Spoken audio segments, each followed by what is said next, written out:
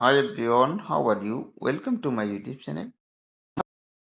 যখন কোনো Android phone কিনি তখন দেখা যাচ্ছে অ্যান্ড্রয়েড ফোনের কয়েকটা ভার্সন দেখা যায়, যেমন একটি হলো অফিসিয়াল আর থাকে আনঅফিসিয়াল।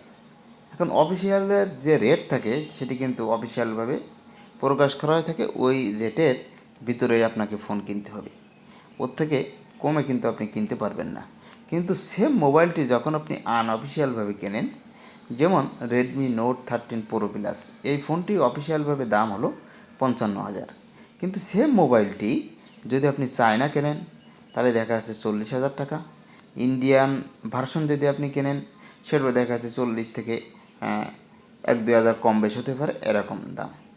আবার এই চায়না মোবাইলটি 45,000 টাকা, ইন্ডিয়ান ফোনটিও 45,000 টাকায় মার্কেটে পাওয়া যাচ্ছে।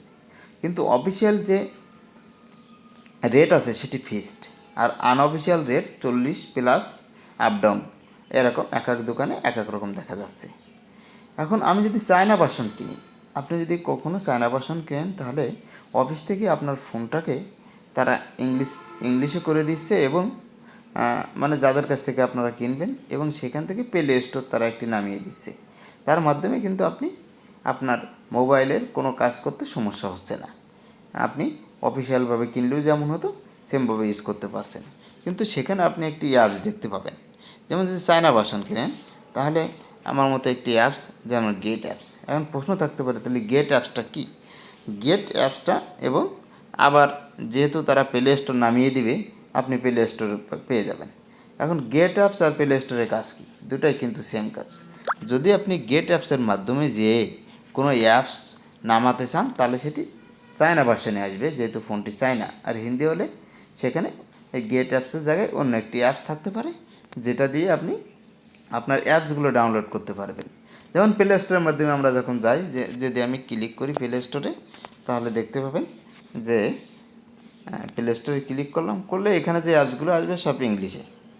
আপনার যেমন মনে করেন আমি এখান থেকে একটি অ্যাপস আপনি নামাবেন, সেটি ফেসবুক। আমি টাইপ করলাম ফেসবুক, অলরেডি ফেসবুক কিন্তু চলে আসলো, দেখাচ্ছে আমার এখানে ইনস্টল করা। এখন আমি এটি ব্যাক করলাম, ব্যাক করে যদি গেট অ্যাপসে ক্লিক করি তাহলে আপনারা দেখেন এখানে সব ইংরেজি চলে আসবে। এখন যদি আমি উপরের দিকে যাই এবং সার্চ করি যে ফেসবুক,